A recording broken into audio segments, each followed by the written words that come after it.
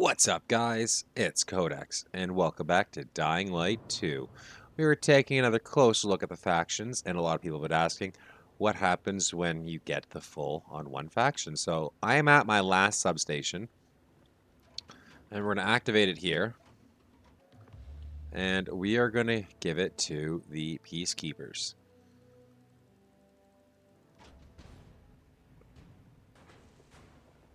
So as you see, looks like we've transformed it. Got all shiny. We got the peacekeeper flags. I'm a big fan of the peacekeepers because as soon as you dedicate 4 facilities to peacekeepers, you get the crossbow pack, and it is super OP.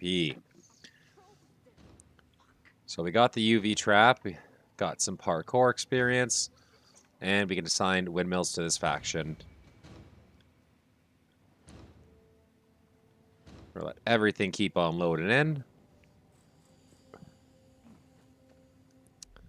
And now we're going to take a look at the map.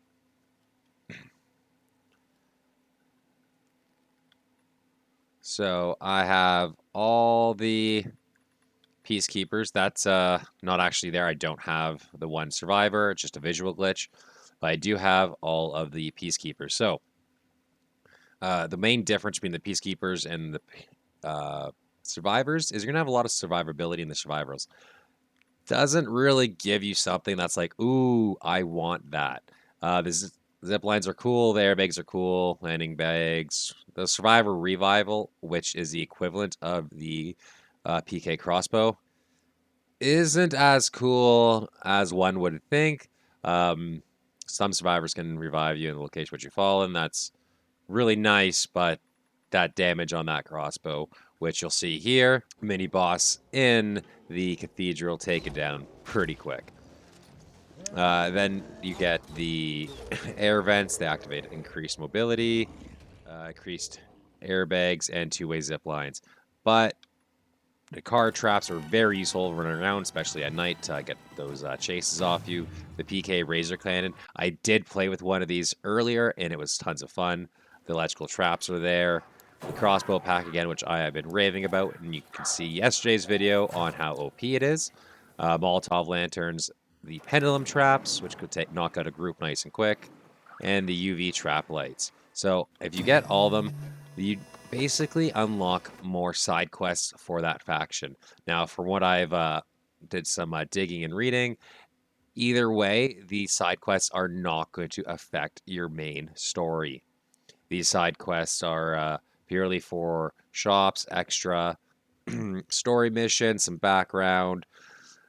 Now, from what I've read, the PK's missions are kind of upfront and honest. They say, hey, I want you to kill this guy, and you go, kill that guy.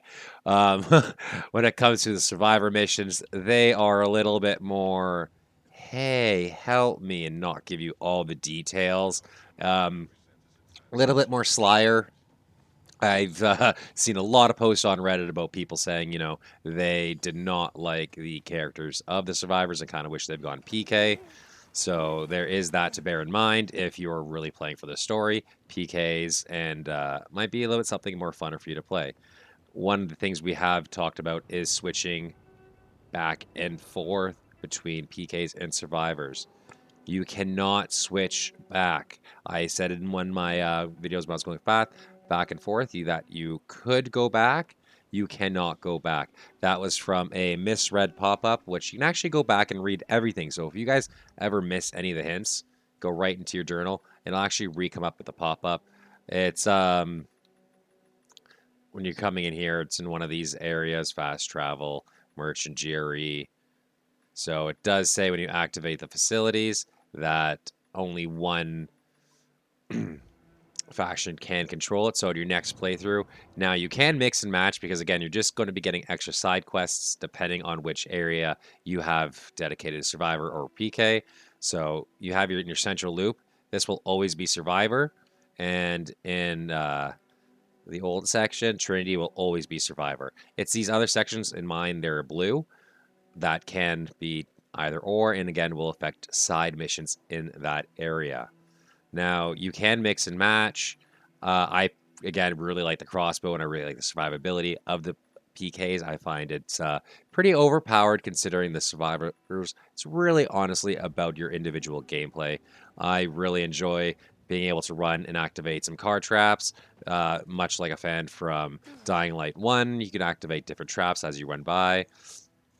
So it really kind of pays homage to Dying Light 1, and I really like that. The Survivor's really cool, gives you more extra movability, but with all the upgrades to the paraglider you can get, you really don't need those extra air vents and zip lines. There's plenty of mobility that the game already gives you without having to dedicate these facilities to give you more movability.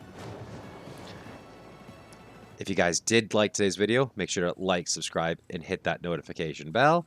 And any questions, make sure to let me down in the comments, and I will try to get to you all as best as I can. Stay frosty and have a good night.